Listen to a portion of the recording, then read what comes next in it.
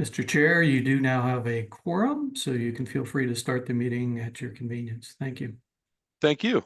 I'd like to welcome everybody to the 367th meeting of the BRTB. This meeting is being recorded, and I'd like to also say that if anyone is online and experiences any difficulties during this meeting, please send a message in the chat box. I ask that all BRTB meetings members turn on their cameras during the roll call for attendance as well as for voting. I now ask Rebecca to please start the roll call to determine member participation. Good morning, everyone. Annapolis? Anyone in attendance from Annapolis this morning? Anne Arundel County? Present. Baltimore City? Present. Baltimore County? Present. Carroll County? Present. Harford County? Present. Howard County? Present. Thank you. Queen Anne's County? Present. MDOT? RTA? I'm sorry. Dan Janicek. I think Jeff is just running a little late. Oh, okay. Thank you for letting me know. RTA of Central Maryland? MDOT MTA? Present. Maryland Department of Environment? Good morning. Jenny Rolke and I are both here for MDE. Thank you. Good morning. Maryland Department of Planning? And FHWA? Thanks, Present. everybody. Oh, okay. Thank you. Thanks, everyone. And Jeff Anderson, MDOT, came on just after that. After the roll Okay. call. Thank you so much for letting me know. I got. Great. Thanks, Rebecca. Our first item for approval is the minutes of our July BRTB meeting. Has everybody had a chance to review the minutes?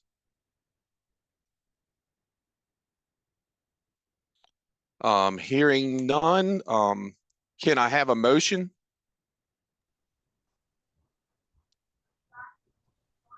Anne I Arundel. move to approve. Second, Anne Arundel. All right, and I got a second from Anne Arundel.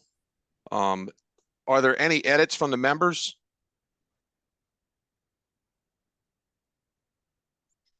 Hearing none, we'll now vote for approval of the minutes. When your name is read, please indicate yay or nay. Annapolis? Anne Arundel County? Yay. Baltimore City? Yay. Baltimore County? Yay. Carroll County? Yay. Harford County? Yay. Howard County? Yay. Queen Anne's County? Yay. MDOT? Yay. And RTA of Central Maryland? Thanks, everyone. All right, the July minutes are approved. Next, we'll move on to our public participation opportunity where we offer the public a chance to speak to the board. If anyone has comments on any of the action items, please wait for that item to be discussed. Is there anyone who wishes to address the board at this time? Please indicate so in the chat box. Mr. Chair, no one requested to speak prior to the meeting to the BRTB. And I'm looking and I don't see any member of the public requesting to speak in the chat box. All right, thank you. We now ask for the report on public involvement activity from Monica.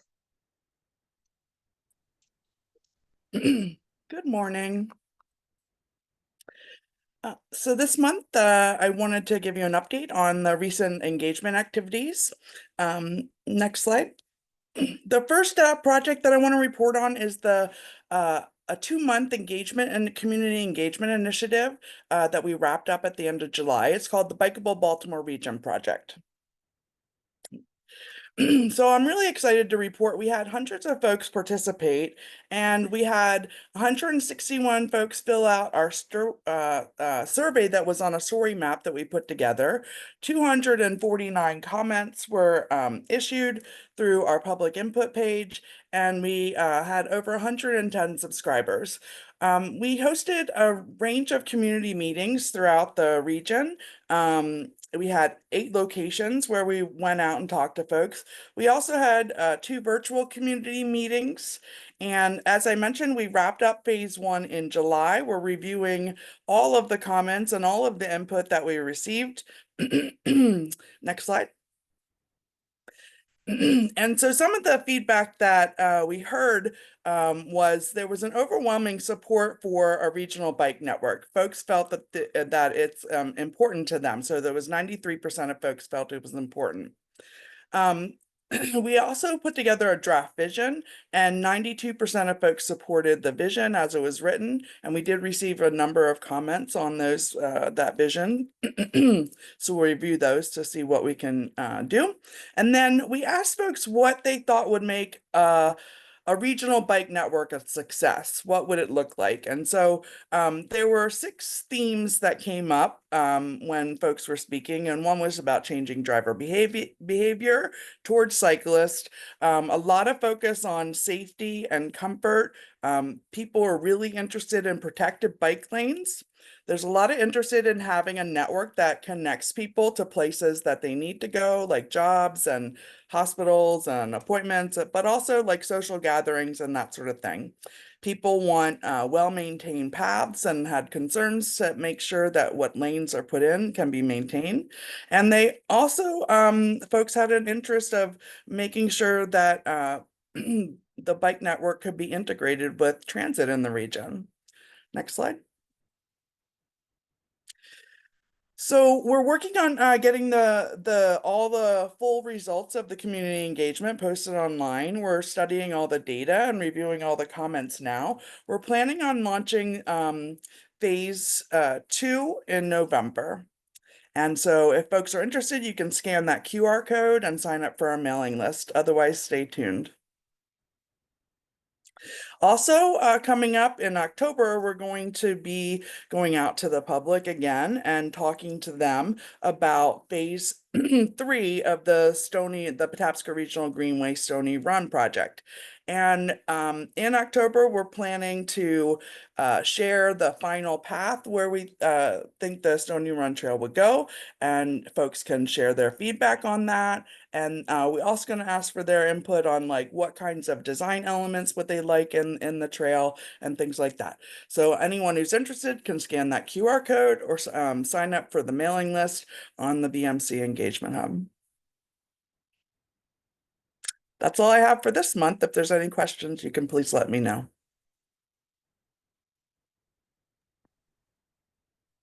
Great, thank you.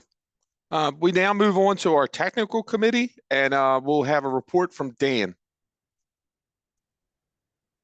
Hi, good morning. Dan Janicek with MDOT. Just going to go over some technical committee notes. We met earlier this month. We reviewed 2 action items. The first was to consider information supporting the mid-period performance reports related to the project submitted to the CMAQ program. Excuse me. The second item was requested change of functional classification for a segment of 10 Oaks Road in Howard County. And of course, both those items were recommended for approval and sent to the board for consideration. A featured presentation was given by MDOT on Be More Bus. This is part of the annual update that MTA makes to bus service each fall, but it's a little more effort was put in this year. Essentially, the effort is to create a short-range transit plan for 5 to 10 years that will recommend bus improvements based on public priorities and travel data, and will inform MTA's annual service planning. And will definitely identify improvements that could be possible with additional resources. This effort focuses on core bus service area plus connections to the broader central Maryland region. MTA is considering 4 improvements as part of this: more frequent service, longer hours of operation, new or modified routes to serve new destinations and connections, and new services like limited stop routes and on-demand transit. MTA began the study in the spring with a visioning task force, followed by draft recommendations during the summer. This fall, MTA will release the final recommendations in the Be More Bus Transit Plan. Once complete, the plan will inform again that annual update that MTA makes to the bus services each fall. And there's been a lot of robust public engagement, effort with the media, presentations at organizations and jurisdictions, as well as pop-up events. The public was able to learn the basics of bus service planning and then respond to a survey that ranked priorities.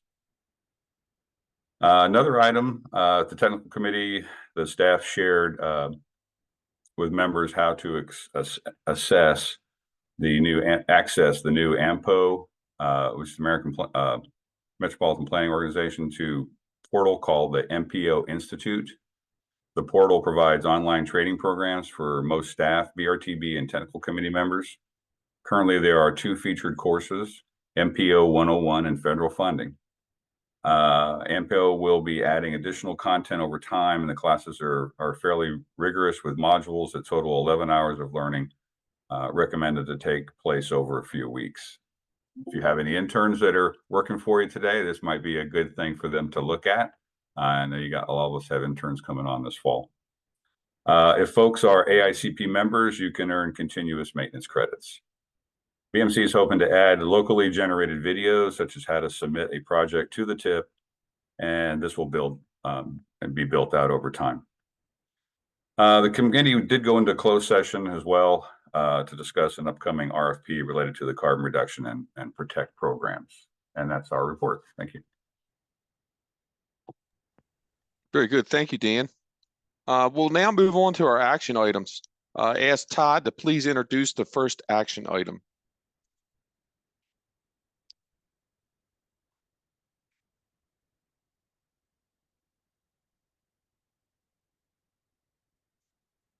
Sorry, program working a little slow today. Today, the BRTB is being asked to consider Resolution 25-7. This resolution is a request for approval of the 2022 to 2025 Congestion Mitigation and Air Quality Mid-Performance Report for the second reporting period. Ms. Anna Marshall will now brief the board on this resolution. Anna? Thanks, Todd. You can go to the next slide.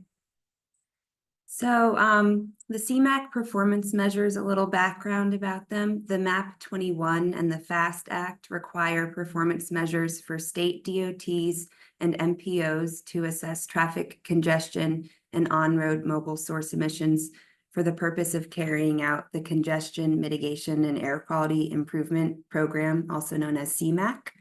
And there's 3 measures that we look at. There's the PHEAD measure, which stands for peak hour excessive delay, and it's looking at the annual hours per capita. There is the percent non-SOV travel measure, which stands for single occupancy vehicle. So that's looking at the percent of travel not done in a car by yourself.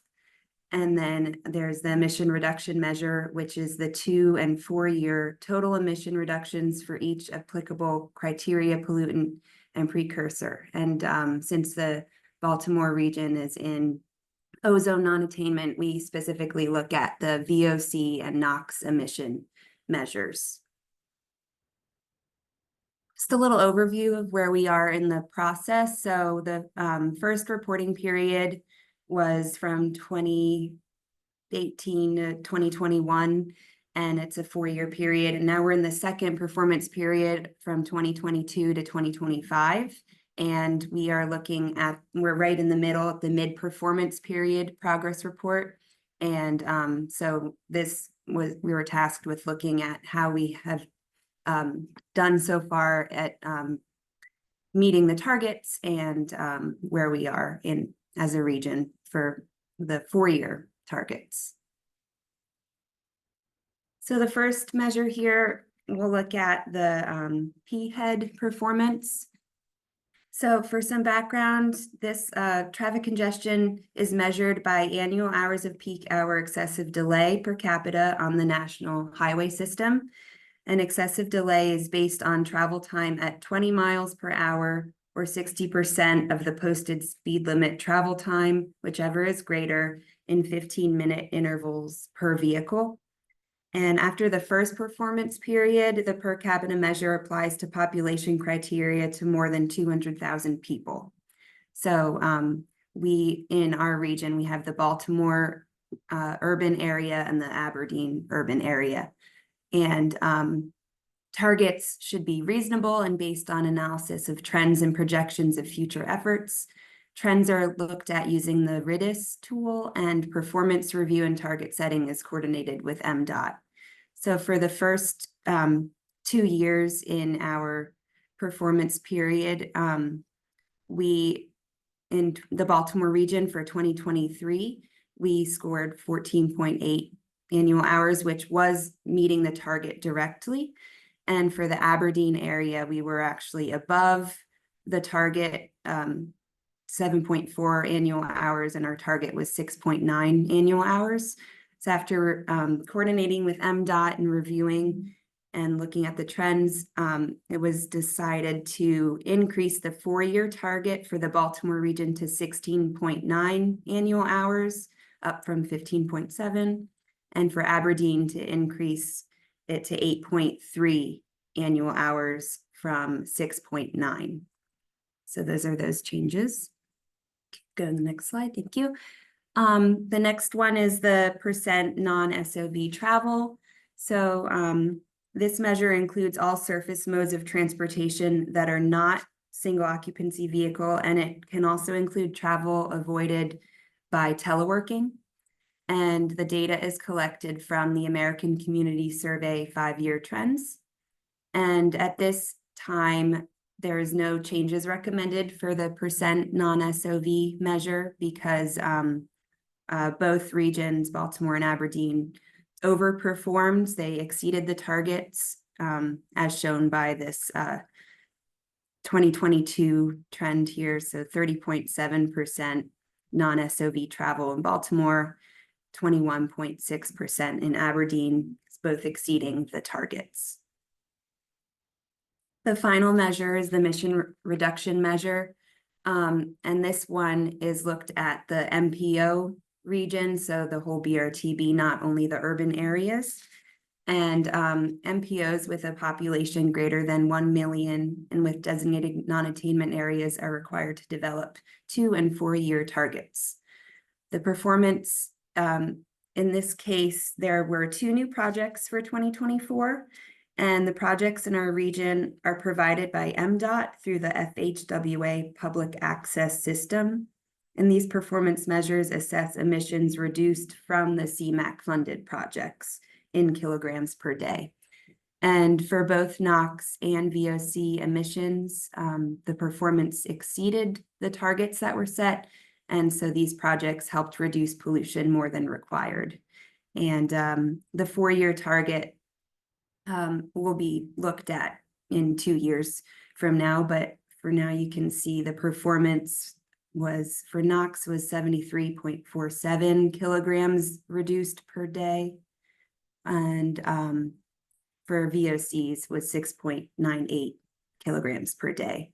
So that's a good indication that we'll do well for the 4-year target. And I think that's it, yeah. And there's more information in the resolution, and the report is attached to the resolution. And if approved today, it will get included into the MDOT report, and that gets submitted to FHWA by October 1st. Thank you. Great, thank you, Anna. I now ask for a member to move this item and for a second. Harford County motions for approval. Baltimore City seconds. All right, here in Harford County and Baltimore City, I now ask if any of the BRTB members do have any questions or comments on this resolution.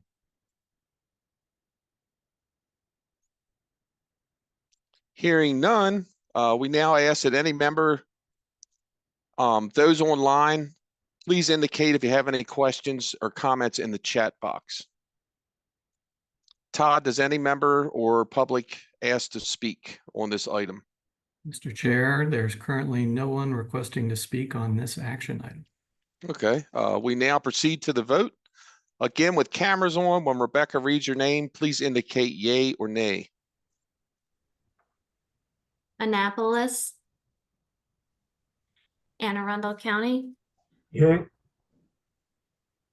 Baltimore City, Yay. Baltimore County. Yay. Thank you. Carroll County, Yay. Harford County, Yay.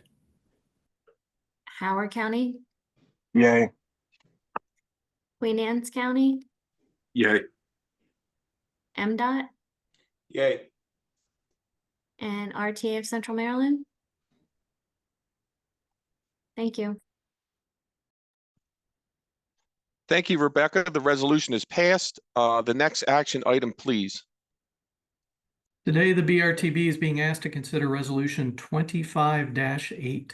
This resolution is a request for approval to update one change in the functional classification for 10 Oaks Road. Mr. Darren Bean from the Maryland Department of Transportation State Highway Administration will present on this resolution. Darren? Good morning. I'm Darren Bean with State Highways Regional Intermodal Planning Division to present the proposed functional classification change of 10 Oaks Road. Can you go to the next slide, please?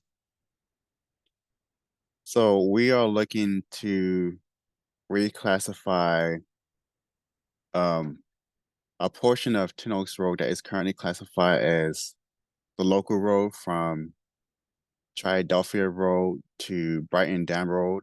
And we're making this proposal so it can match the two segments of 10 Oaks Road that are currently classified as major collector. The first segment being from Peffergan Road to Philadelphia Road, and the second segment being from Brighton Dam Road to Maryland 108. Can you go to the next slide, please? And based on following Federal Highways guidance, the first reason we are proposing to reclassify the local segment of 10 Oaks Road to major collector is to ensure there is system continuity.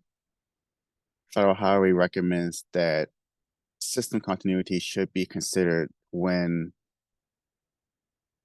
classifying roads. A single stretch of road should carry the same functional classification. Based on data from State Highways Data Services Division, the annual average daily traffic for 10 Oaks Road is approximately 5,000 vehicles, and that's typically acceptable for major collectors, but local roads should see at least less than 3,000 vehicles. And the last factor is that design standards may be influenced based on the functional classification. So the major collectors may be held to different design standards compared to the local portion. Can you go to the next slide, please? So we have coordinated with Howard County on this and received that concurrence back in June. This was presented at the August 6th BRTB technical committee meeting. And following this meeting, the next step would be to coordinate with Federal Highway for their concurrence, and followed by concurrence from Federal Highway. It would then go to State Highways Data Services Divisions, where they can update the roadway database for Howard County. Next slide, please. So, and that concludes the presentation for 10 Oaks Road.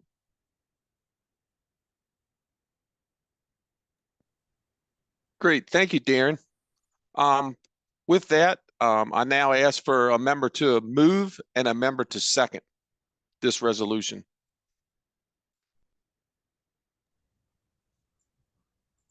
Anne Arundel County moves. Howard seconds it. All right, hearing both. Does any of the members have any questions or comments to this resolution? Hearing none, I ask that if any member of the public has any questions or comments on this resolution, please do so within the chat box. Mr. Chair, currently there is no one requesting to speak in the chat box. Great. Now we will proceed to the vote. Again, with your cameras on, when Rebecca reads your name, please indicate yay or nay. Annapolis, Anne Arundel County, Yay. Baltimore City, Yay. Baltimore County, Yay. Carroll County, Yay. Harford County, Yay. Howard County, Yay. Queen Anne's County, Yay. MDOT, Yay. and RTA of Central Maryland. Thanks. Great. The resolution is passed. Next item, please.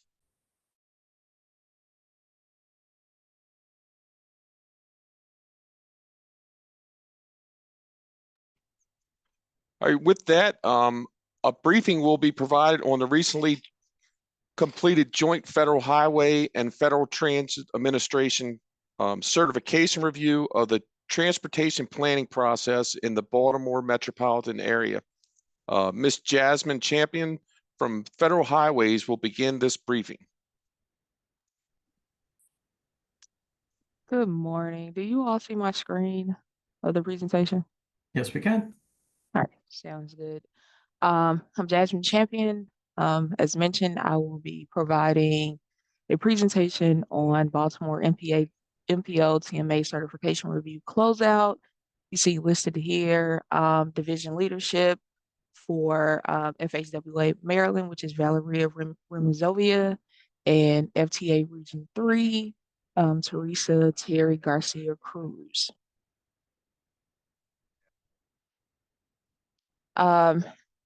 Now you see the federal review team, which consisted of myself, Daniel Somerville and Daniel Coyne with FTA Region 3, Mac Frost, Lindsay Donnelly with FHWA Headquarters, Brett Beco with the Environmental Protection Agency, and Francisco Edwin Gonzalez, who is the Title VI coordinator for FHWA Maryland. So now we'll kind of just go over the process overview for the Baltimore MPO TMA cert review on May 1st and 2nd of this year. Via site visit, FHWA and FTA conducted the certification review of the transportation planning process for the Baltimore urban area.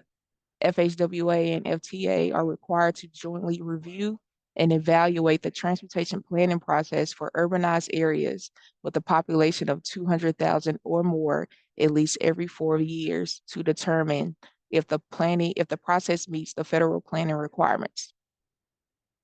Following the site visit, the federal review team prepared the TMA certification review report and recertified BRTB's transportation planning process for the Baltimore urban area on June 11th, 2024. The last step of this process is to conduct a closeout presentation of findings to the Baltimore Regional Transportation Policy Board, in which this presentation serves today. For BRTB's FY24 TMA certification review, the federal review team found that the metropolitan transportation planning process conducted in the Baltimore urban area meets federal planning requirements. There were 0 corrective actions, 6 commendations, and 7 recommendations. Here's some highlights of the commendations. These are some efforts the federal review team found as commendable practices on the behalf of the Baltimore MPO. Collaborating with the Transportation Association of Maryland to provide skills training to LOTS and MTA staff, we recognize this supports professional development and strengthen public transportation connectivity with regional transportation planning. Developing a regional-wide local financial forecast process for local revenues. BRTB has done a good job at documenting this process, and we look forward to the evolvement of this effort. Efforts to expand public engagement and find more impactful ways for public participation in planning process via CORE. This is a very good effort on behalf of BRTB to look at how the MPO could enhance its public participation. Rewriting the guide to transportation planning to a 9th grade level is also commendable. Transportation planning is a complex topic, and BRTB is commended for the effort to create digestible content to explain the transportation planning process. BRTB is also doing a good job at employing simple language communication and using visualizations tools to articulate the MPO's actions. BRTB's efforts to set their own targets using local data from jurisdictions and transit providers is also recognized for showing targets at the local level. For recommendations, some of the highlights for recommendations is update MPO agreements with partner agencies to reflect current practices, boundaries, roles, and responsibilities. MDOT and BRTB continue to work together on the annual listing of obligated projects. Once that data becomes available, it is recommended that BRTB publish this information for public access. Document BRTB's process for how projects are programmed in the long-range transportation plan. Kind of describe how projects are proposed through the capital improvement program, as well as how state agencies work using the consolidated transportation program. Ensure that the TIP includes amendments that could be easily found online. During this process, we noticed that some things were not easily accessible. I visit the site often. It was easy for me to access, but that wasn't the case as we were trying to conduct the CERT review. So just make sure that those things could be easily accessible for the public as well as government and staff. Some additional recommendations: update BRTB bylaws to formalize current public engagement practices and clarify the operational future of the Transportation Court and currently dormant Public Advisory Committee. Document BRTB's process for establishing performance targets. I just kind of want to say, yes, we commend BRTB for adopting their own targets, but this is also an opportunity to kind of brag on yourselves for establishing that process and sharing that, because other MPOs, there are many MPOs in the country that only adopt the state targets, and this can be a good peer resource for other MPOs to look at. So definitely brag on yourselves. And lastly, we have, when it comes to the resolutions for adopting targets, just it is recommended to have a central location to understand where what's the current status on the targets that have been adopted by BRTB, and make sure that they're easily accessible online. For the certification review, again, as mentioned before, FHWA and FTA jointly certified BRTB's transportation planning process, finding that it meets federal planning requirements for the Baltimore urban area. This certification remains in effect until July 11th, 2028. Are there any questions regarding Baltimore MPO's TMA cert review?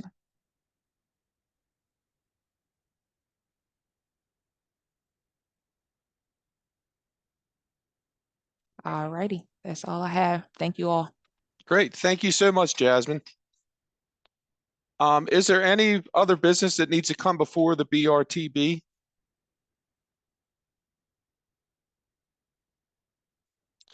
Hearing none, I call for a vote to close the meeting. All in favor say yay. Yay. Yay. Yay. Yay. Yay. Yay. Right, the meeting is closed. September the 17th BRTB meeting has been canceled due to the lack of action items. And we appreciate your participation. Thank you very much, everyone. Thank you. Thanks a lot.